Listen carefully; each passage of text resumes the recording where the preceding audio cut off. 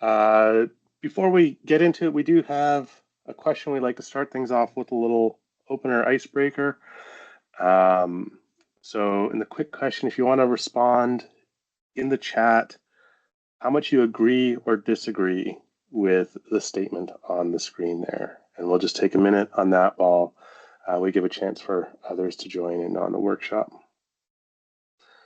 So the statement is, many organizations believe that they are taking a strategic approach to managing energy and emissions, but their approach is more ad hoc than strategic. How much do you agree or disagree with that statement?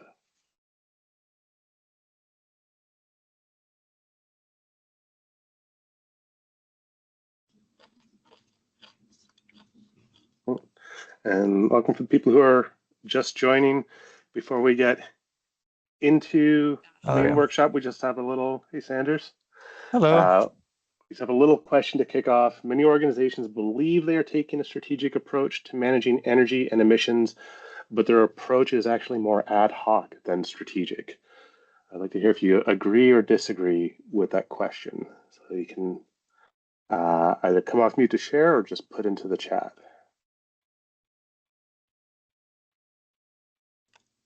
Agree. Agree. That was an emphatic agree, it sounded like. Yeah, I agree as well. All right. I'm not sure why they think that they aren't actually taking a strategic approach when they maybe think that they do. They are. Most of the organizations will feel that urge to change unless and until they feel that loss.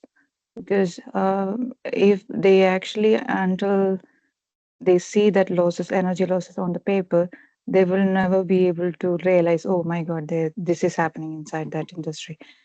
Very rare organizations take up that energy saving management, like all those things, as a strategic moment. Right. So They're I not actually think taking there's, that more holistic view of it. yeah. All right. So that's what we're going to be talking about today, and how to start taking a more strategic approach to GHG emissions management. Carbon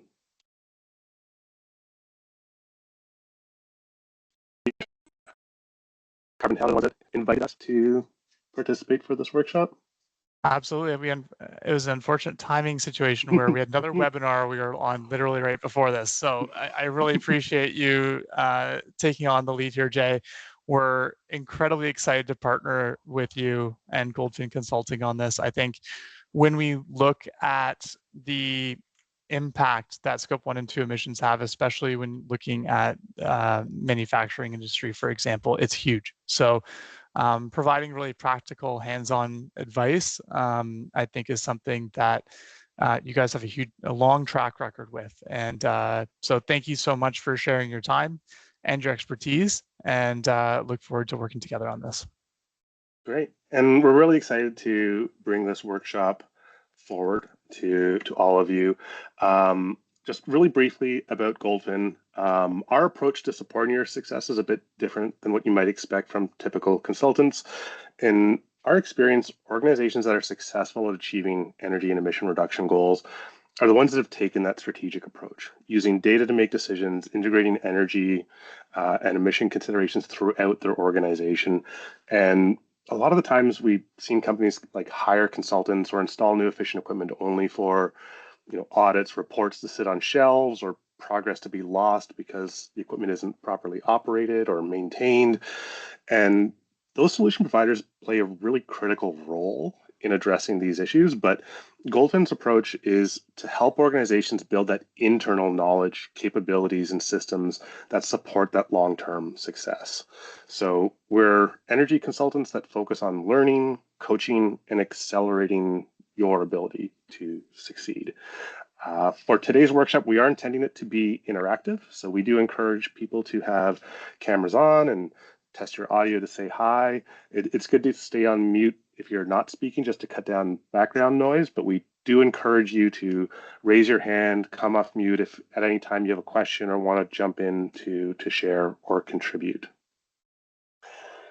We have two documents that we'll be using today. One's the fact sheet that you should have received this morning in the email as a pre-message, and the other one is a participant workbook that Finan has just shared in the chat. So we will be working through that workbook as we go today. So please click on the link that Finan put in there and go to File and download your own copy so that you can fill it out as you go and follow along.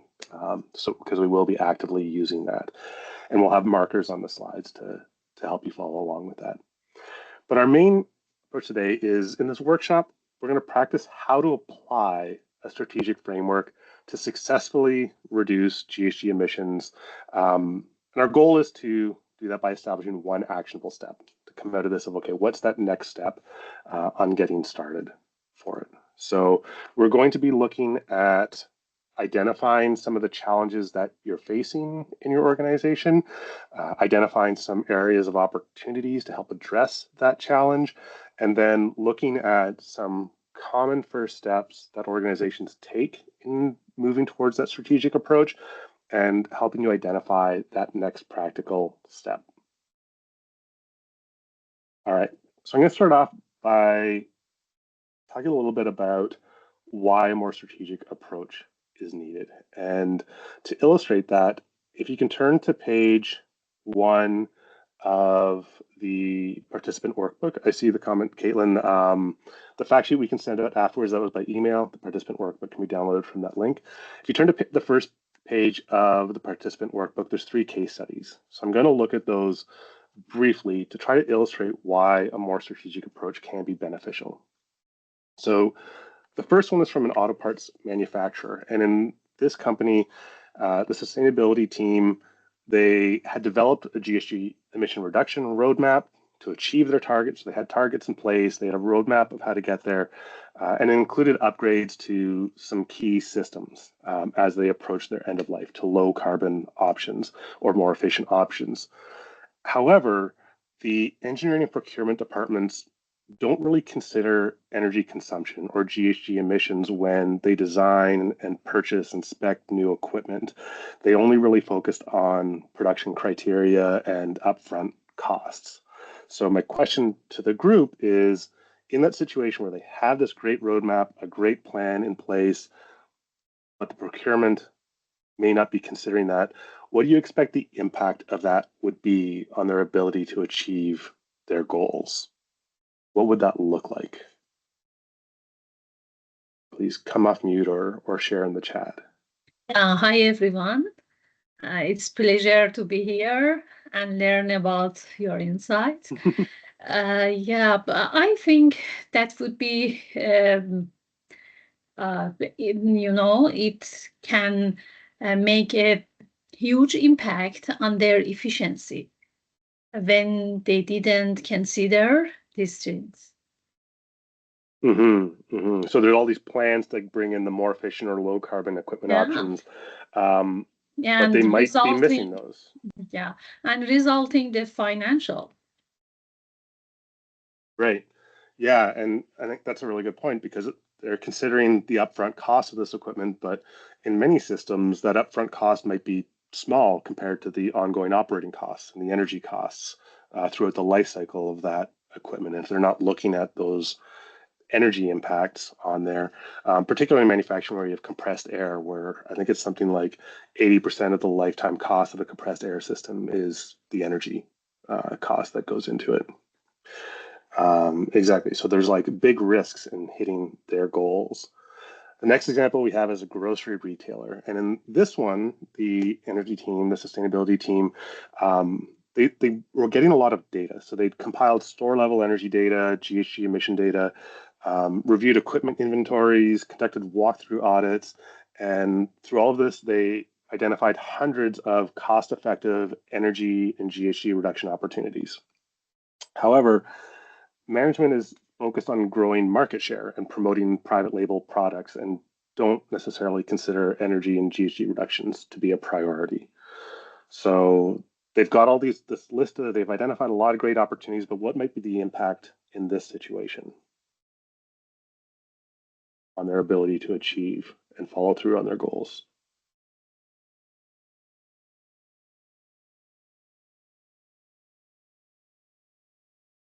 Shubham, do you want to Yeah, pitch in? yeah, I was just thinking about it. Yeah, sure. So I was thinking that usually it could be the lack of implementation or any identified opportunities. So pretty much like, let's take if these opportunities remain not implemented, then it could lead to, like, I would say, continued high emissions in the first place. Because if prioritization of these energy efficiency protocols are not given, then it just unimplementation may lead to continued high emissions. I'd put it that way. Right. So lots of good ideas, lots of opportunities there, but a lack of follow through because there isn't that Yes, commitment from it. Yeah, that's correct. exactly. Yeah. And our last example, this comes from a university. And on this one, again, they've been doing a lot with their data, tracking emissions and costs. They've been doing a lot in terms of tracking energy performance, like baseline models, key performance indicators, real-time energy demand at different facilities. And they were reporting this regularly to staff, faculty, students, so that people could act on it and identify opportunities and see how progress is going. But in this case, the students, faculty, and the staff and like maintenance and facility staff, they aren't really sure what to do with that information. So it typically kind of gets ignored in that situation. So on this one, what would you see as the potential impact or results on this? So they're doing some really great work in communicating energy data and performance data, but their audience isn't necessarily aware or engaged. What might be the results of those? And Alina, maybe I'll call on you. What might you think would be the result? I don't think the impact will be significant. However, engaging, I'm saying it won't be significant just because the other components of reducing emissions are there. They're tracking, they have a baseline. But I do believe that not engaging your staff may lead to, say, getting equipment that's not properly used, although I'm not sure what support staff do. Right. If they are the facility people that are supposed to properly operate the equipment, then the impact would be significant. However, if that's not the case, then, as I said, it's just a matter of creating the culture more than the actual savings or reductions. No, exactly. And Shubham, I see your hand.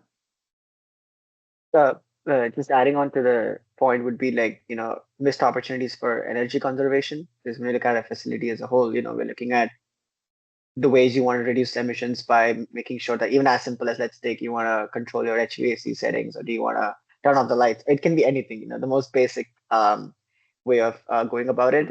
So I think a missed opportunity for energy conservation, if the action is not taken, or if there is not much of I would say limited knowledge about it, that can actually affect it if not put into action specifically. Right, great. And Jinsi, I see your hand as well. Hi. The thing is that just a point, for example, if I, as a student, I will be able to know that my contribution to the energy emissions are this much of thing. I will be taking that to my home as well.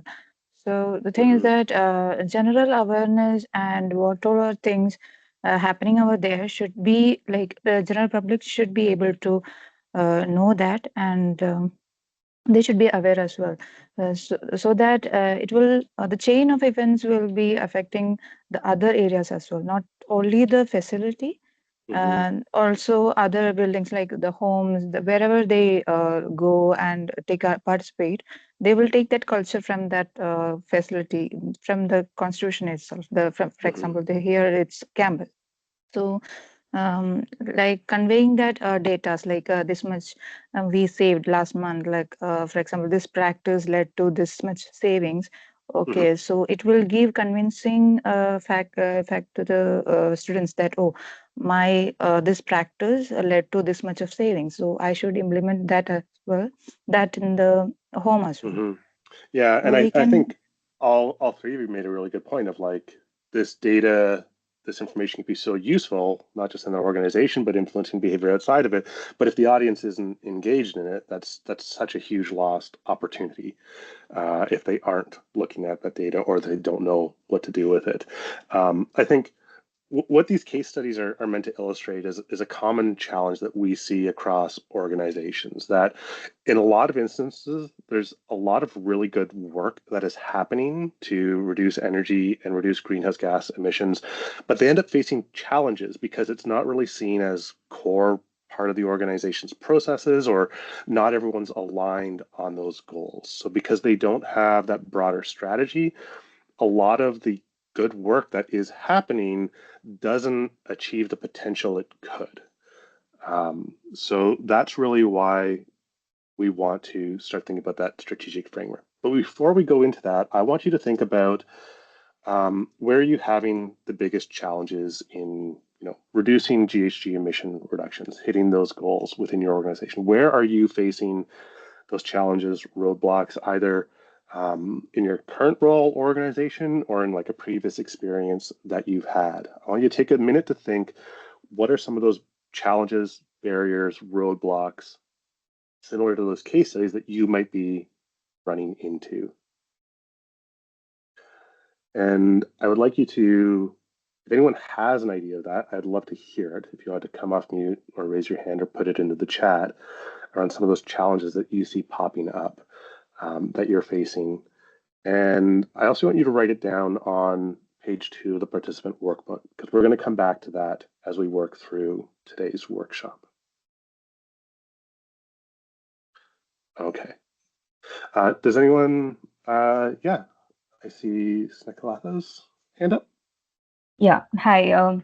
Thanks for this workshop.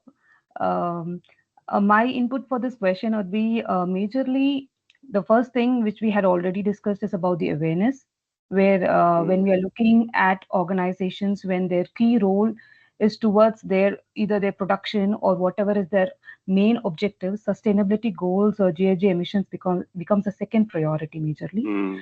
And I think there needs to be a steering committee or like a party, probably a lead role which says that what needs to be carried out when sustainability goals are achieved in an organization. And secondly, the financing part of it, when we are looking at solutions for GHG emission reductions, financing plays a key role. And when we are looking for solutions which are sustainable, then again, there is going to be a cost added to it. And whether it can be absorbed by the organization will be a key challenge. Great. And I see Shellam's hand was up next, I believe. Yeah, thank you. So I was just thinking about it. Usually one of the reasons, the biggest challenges that we face is, I've noted it down here as operational dependencies. Usually when we're looking at, from a supply chain perspective, because when I look from that, it kind of creates like a systems change where there are multiple stakeholders involved across different value chains.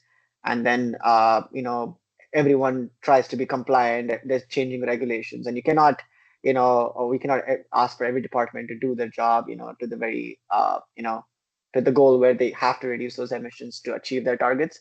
So I think one of the biggest challenges is that there is a lot of misalignment between, I would say, these operational dependencies, even across the same company and across the same work stream. And therefore, because of the misalignment, which also creates a lot of systemic change.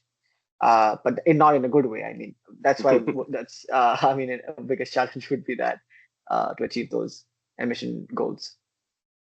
All right, great.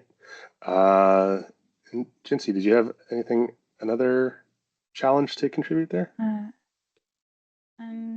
What I think is the whole responsibility of reducing the GHG emission and energy savings come only onto one department only. For example, if there is an energy department, let them deal with all those reduction goals and all those things. If every other departments also are not willing to take up their own role and part, then the entire responsibility will only be coming on to the energy, this reduction goal department. So for example, if I'm designing a boiler, like if I'm selecting an equipment, I'm not actually looking into the reduction goals and only looking into the efficiency only, then the entire responsibility will only be coming onto the energy department or the reduction department only. So it has to be that responsibility should be taken by every department. Right. Not so. There's the challenge of like people Yeah. think it's one person's role or one department's Yes, role yes. on there. Okay. Yeah. Everyone has their own role in this reduction goals. Those have been great. And for the sake of time, I'm going to move on. I do see other hands up, but please write down the challenge that you see common popping up in your organization on page 2 there, because we will be coming back to it. So those are all common challenges. So those are all ones that I have heard before. And we want to think about how can we overcome those challenges within our organizations. And the answer that we take, or the approach that we take, is to look at a more strategic way to approach how energy and GHG emissions are managed. So this framework that we're presenting here, it's been developed and refined over many years by organizations around the world. There's even an ISO standard around it. And this is something that Goldfin specializes in. And we've developed this particular version of the framework that takes those best practices and simplifies it into 6 components for organizations that are anywhere from just getting started to ones that are, ISO 50001 certified, which is that energy management standard. A key point about this framework is that it helps ensure all aspects of an organization's operations are aligned towards improving energy and GHG emission performance. And Jinsi, as you said, that it's not just the role of one person or one team.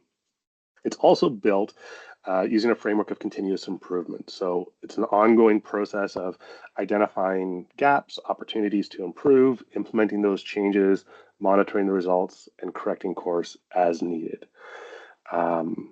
So if you had a chance to review the fact sheet that Ella sent out this morning, it goes into these 6 components. I'm going to go through those quickly now, but feel free to raise your hand or ask questions as we go if there's anything to clarify. The other thing that I'll ask you to do as I'm going through these is on page 3 of the workshop. It has a brief summary of each of these 6 components and an opportunity for you to rate, how well is this implemented in your organization? So on a scale of 1 to 4 stars, where 1 is like, okay, really, we haven't done this, or it's very weak, and 4 stars is, yes, this is well implemented, it's in place, and it's working well. So as I'm going through these, you can kind of think about them and rate where your organization falls. So the first one is management commitment. And this lack of management commitment is the number one reason why these types of initiatives fail. GHG reduction, energy management initiatives don't succeed.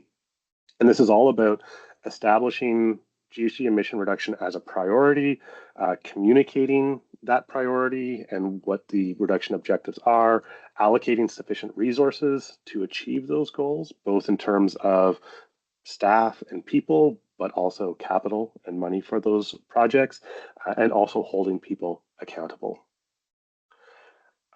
Planning is, oh, I see a hand there. Sorry, should I ask questions now, or do you want to cover up that? If you can, yeah, we can try to get through. Yeah. So yeah, just the slide. Yeah, thank you. So for management commitment, because I was kind of reading through the fact sheet yesterday, and then you did mention about accountability. So how is it that, what do you think would be the best way to measure accountability and also make sure that it's not just measured, but it's actually upheld to achieve those goals for a longer term? So maybe a challenge, and then like what would be the solution according to you? Yeah, and we've seen that the accountability take place or look different ways. Like in some ways, it can just be, hey, the teams that are responsible for implementing energy efficiency projects, are people checking in on that progress? So like, is the head of that department being like, hey, like, is this coming along? Where are we? It can be that level of accountability. We've seen things all the way up to where department heads or VPs have energy efficiency achievement of GHG reduction targets as part of their performance assessment. so that they're incented to achieve those. So, like I was just on a call with an auto parts manufacturer and their facility managers, part of their performance review, which their bonuses are tied to, is on the energy and emissions performance of their facility. So there's various ways of doing. Sometimes it's just like, okay, is someone looking over the shoulder and like making sure things are progressing, all the way to more formal accountability structures. I think that answers it. Thank you. Okay, great. In terms of planning, without proper planning, then time, money, personnel efforts can be allocated inefficiently, resulting in wasted efforts, missed opportunities. So this is all about identifying what's contributing to your emissions, focusing efforts where they're going to have the most impacts, establishing the roadmap or plan for projects, and evaluating your organization's energy emission management practices to see where those opportunities are. So it's like, okay, where are our priorities? How are we going to get to where we want to go? Opportunity identification and implementation, you need that pipeline of opportunities, and it is going to be continuous improvement, but this is all about, do you have processes in place to find where energy is being wasted? Where are there opportunities to reduce emissions? How are you prioritizing those opportunities, evaluating, assessing what they are and when they should be happening, and then with the implementation, making sure you are effectively executing on those projects and managing them properly, and ultimately ensuring that they're delivering the results that are expected. So all the way through to commissioning. Monitoring and reporting data is such an important role to inform decisions, to inform actions, and also holding people accountable, tracking progress. So this is all about, creating systems where that information is shared, where it's done regularly, finding ways to measure energy and emission performance, building a baseline, tracking performance against that, verifying savings that you're expecting to see. Operational integration, this came up in some of those challenges, and is it that one person, that one department, or is it integrated throughout the organization? Are people included and empowered in terms of developing solutions, implementing solutions? Are energy and emission considerations built into standard operating procedures to make sure equipment is operated efficiently? That we had the example from the case study of, does your procurement department consider energy and emissions as part of their day-to-day decisions when making purchases or design decisions? So having it integrated throughout the organization. And the last one we have is employee engagement. So this is, without employee buy-in, energy saving measures may face barriers, challenges, not be properly implemented or adhered to. A lot of that can be neglected. So this is about making people aware and getting support for energy plans, getting their suggestions, developing initiatives to involve people in developing solutions and achieving goals, and understanding their role in reducing emissions. Is there anything I can clarify, like anything else about any of these 6 components I can clarify before we move on? Or is that all pretty good? Did anyone rate themselves 4 stars on any of the components, or your organization? Did anyone get 4 stars on something? No 4-star ones. Did anyone have one star or even a 0 if you rated a 0 on where you see your organization? This is a safe space. There's no judgment here. Okay. It's very rare that people, even when rating themselves, give the 4 stars on there. And a lot of organizations are at the start. I have had one instance where we kind of went through a more detailed assessment than this. And at the beginning, they were like, yep, we would be 4 stars. We'd get everything. And then at the end, they're just like, oh, we're not. We just didn't realize what we were missing. But hopefully you have a sense of that. And now what I want you to think about is which of those components of that strategic framework would help the most if you were to improve your rating. So if you went from like a 1 star to a 2 star, or increase the star rating, which component would be most helpful to improve to address the challenge that you identified earlier? So when you think about that challenge that you identified earlier, those big challenges you're having in your organization, what of those components would do the most to address that challenge? And does anyone want to share what that might be? The challenge that they identified.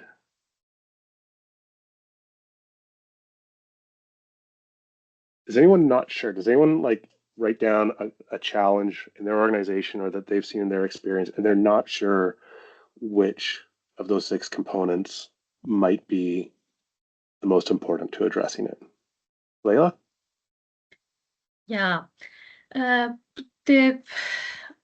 think the challenge would be market and competitive pressure, balancing sustainability efforts with cost competitiveness would be the most challenge for the organization.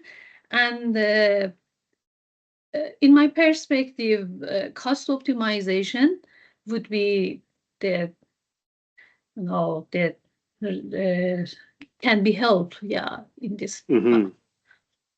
Yeah, exactly. Like a lot of people think it's like this is an expense, it's a cost, but it can actually contribute to competitiveness by improving efficiency on it.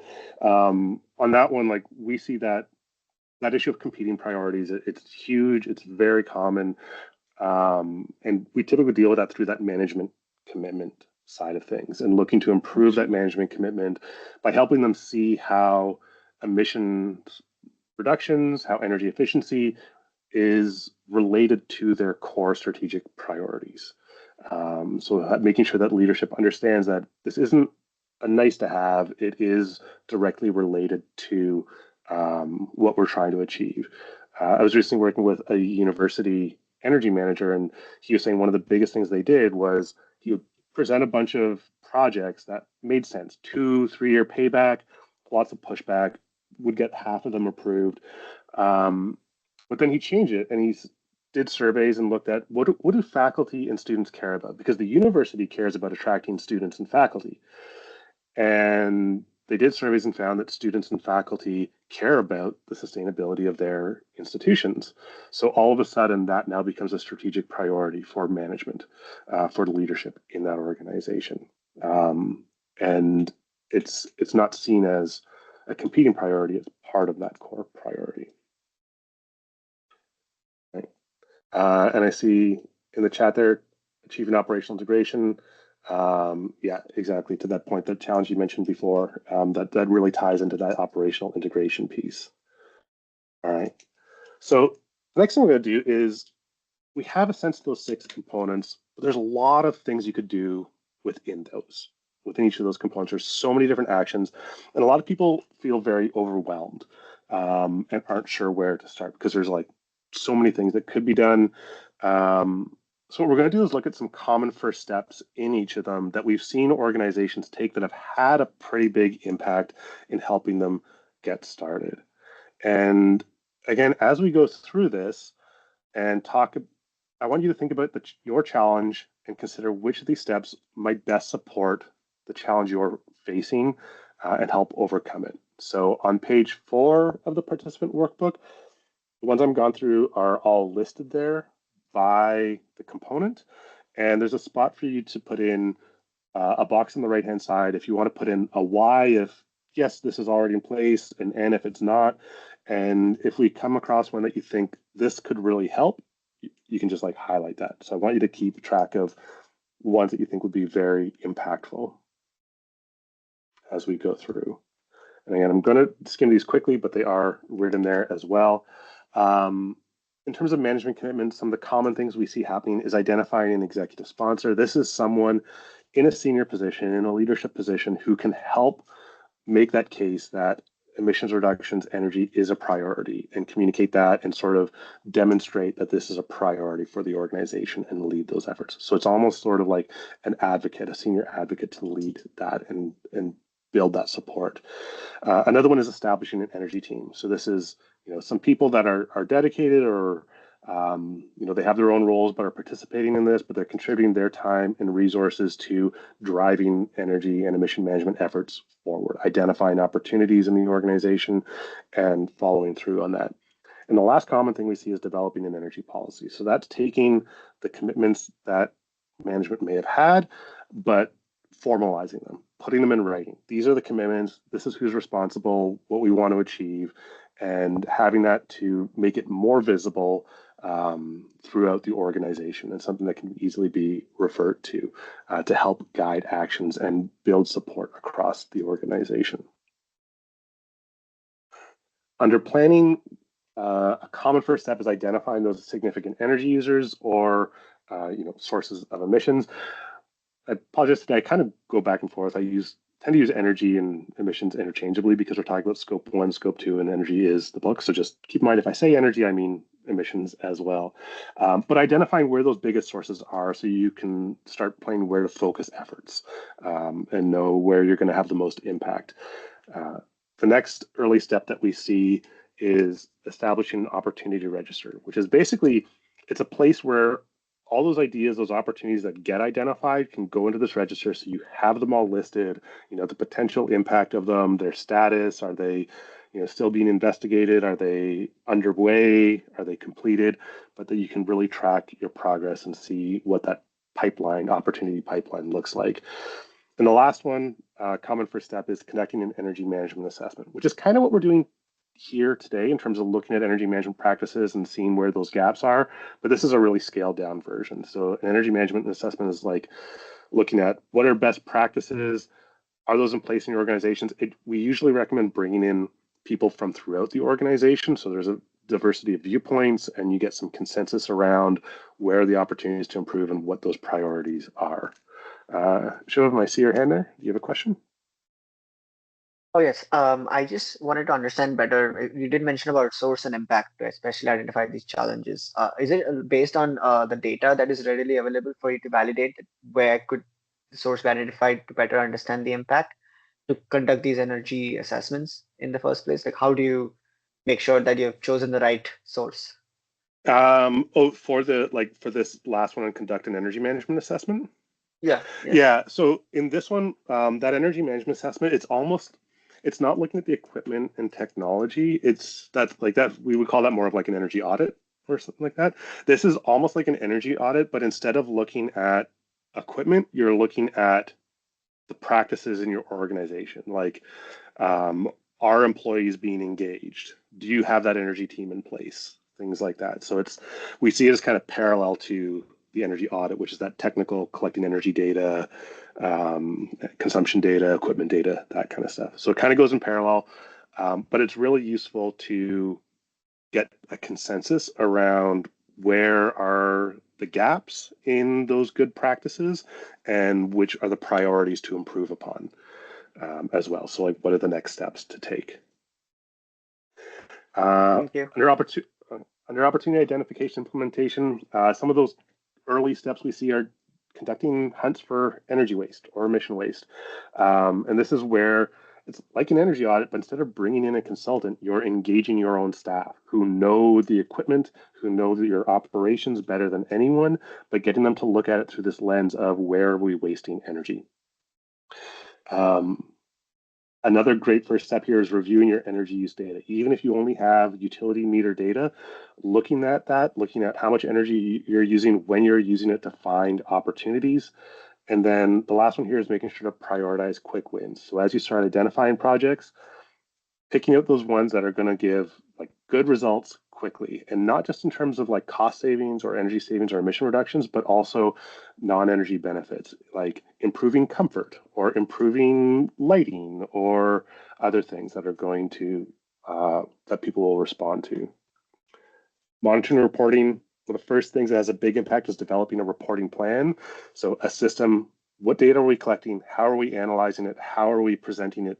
Or who are we presenting it to, and what do we want them to do with that data? But getting that structure in place so it's happening consistently and leading to actions.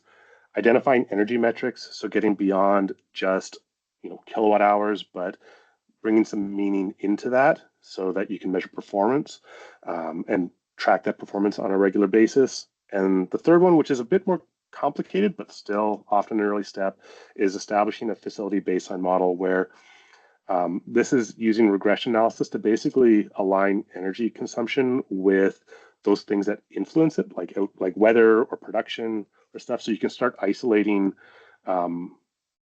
expected changes in energy. Like on a hotter day, you're going to use more energy for air conditioning versus unexpected. So it sort of smooths out your day-to-day variation and focuses on changes that might be due to energy waste.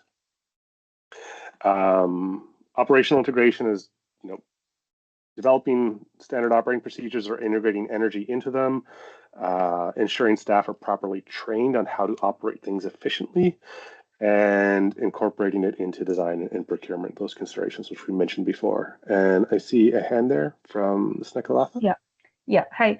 Regarding this baseline model, when you're speaking about the regression analysis, do we have a form in the sense of formal template or something which is a usual practice where we can look at for baseline modeling? Because it's, as you said, it's a little bit complex to. Yeah. Yeah.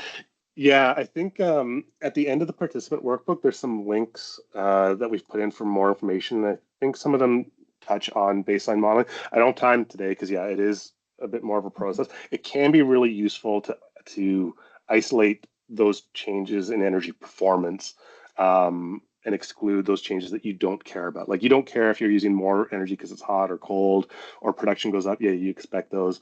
But it can be a really useful tool in measuring energy performance. But yeah, so I think there's some links there. If there aren't, I can follow up with some information about that. But yeah, that is a bit of a more specialized application.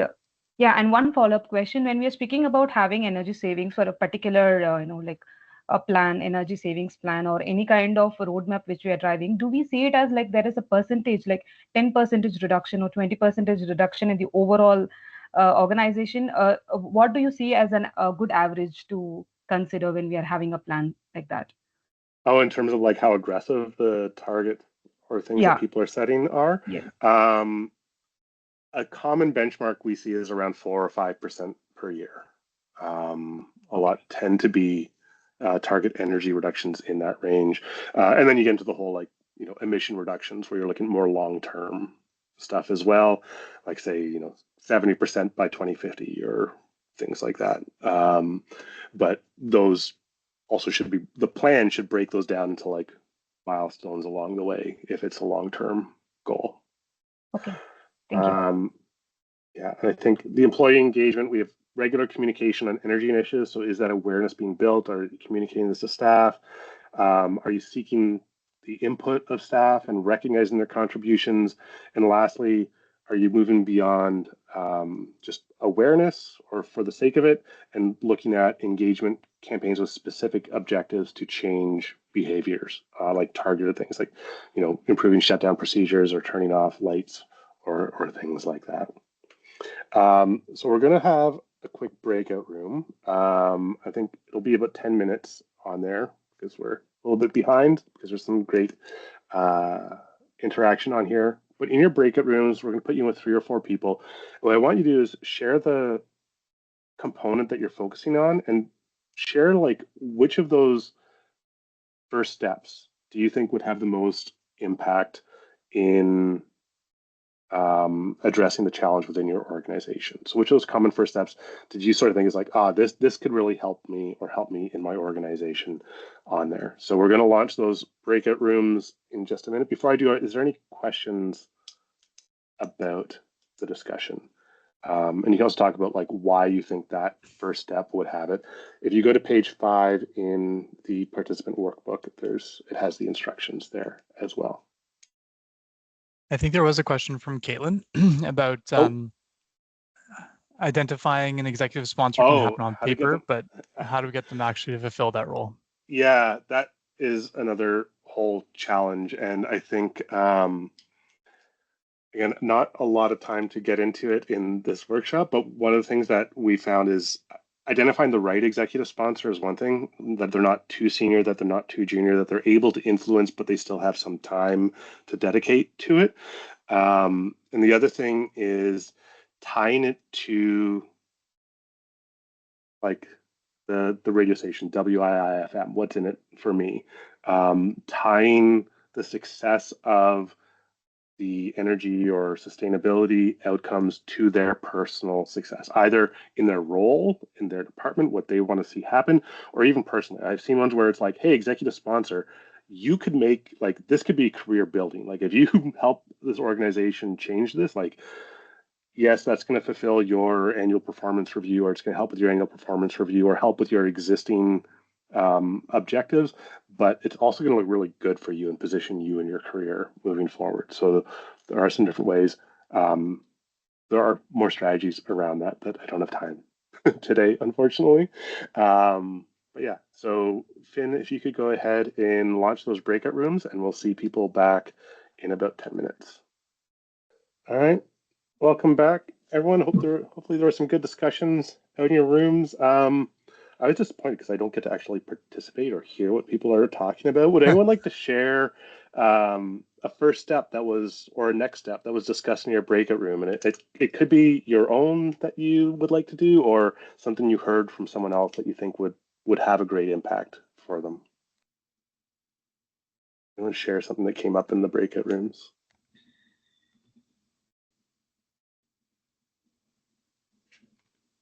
Okay.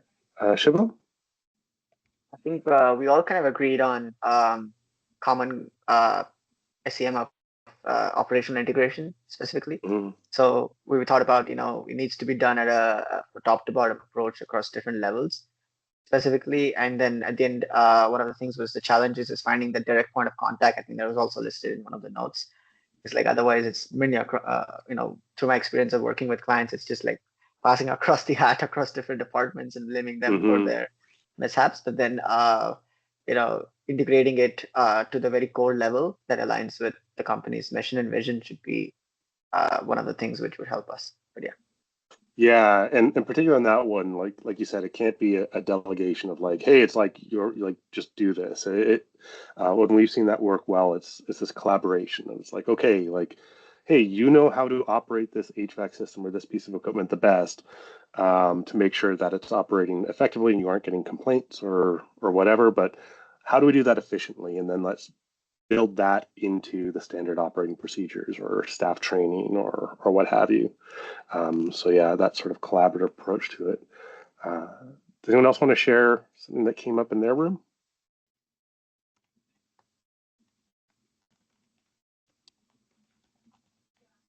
Hopefully you got some ideas of, a next step, one of those practical tips to look at implementing in your situation. One of the things is, this was a short webinar. It didn't come, and there were questions that we didn't get to cover. The next step is like, okay, how do you do this? How do you get that executive sponsor to actually do the job instead of just take the title of it? So we do have some resources that I just want to point you to. If you are in Ontario, Save on Energy has a strategic energy management program, which provides coaching, workshops, advice, peer learning opportunities to help identify these opportunities and implement them through your organizations. We have over 100 organizations across industrial, commercial, institutional in this program at the moment, and they've been having really great response. We've been getting great feedback for that program. It's free to join. You actually can earn incentives for saving energy and reducing emissions as well. So that is a great opportunity to get some more support. If you're outside of Ontario, it can be worthwhile checking with your local utility. Many other utilities offer this kind of support, these kind of programs that provide guidance and advice on strategic energy management, emissions management approaches. So I do recommend looking into those. Also, Goldfin, we do have our own services for this. We help companies directly with this. We have, on a more individual basis, support for success, which like monthly sessions with expert coaches to help you identify priorities, get guidance, advice, apply best practices, help you achieve your goals, and also access to our energy management learning platform, which has online courses, resources, and a community of peers in your situation across Canada to that, ask questions of, share experiences.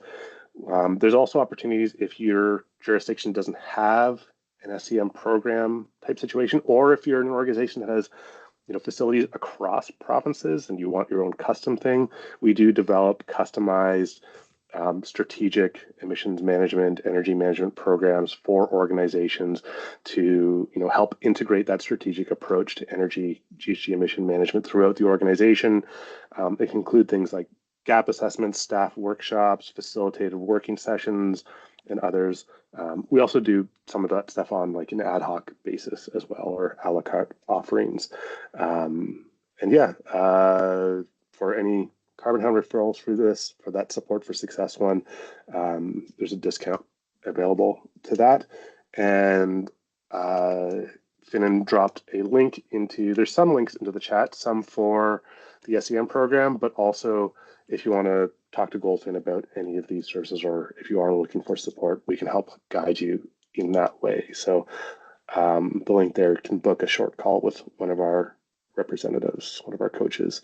I'd like to thank Carbon Hound for this opportunity hosting us. It's been really great work with them. They do really great work on helping companies, quantify, manage inventories around GHG emissions.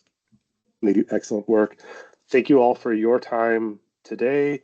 We're at the end, but I have one last thing to ask before you leave. If just in the chat, or if you want to come off mute, tell me, we identified those next steps to do, but what are you going to do after this workshop, like in the next week or so, to start implementing that? And it could just be like talking to someone else about it, starting to develop a plan. What's your immediate next step to start going in that direction? But again, thank you everyone for joining us today. Hopefully you got some useful information out of this on how to keep down your journey of reducing GHG emissions. Thank you so much, Jay. Appreciate it. Yeah, and thanks to Sanders and Lauren and Ella for having us here today. Thanks, Jay. Thank you, Jay. There's the question the workshop document that you shared. Somehow I think I've closed it. Is there a way you can share that with us through email or? Yeah, we'll send that as a follow-up email to all the participants. Oh, and also at the end of that, there is also a list of other links to other resources online for various aspects of those 6 components that we talked about today. But yeah, we'll make sure that you get that workbook. Thank you very much. All right.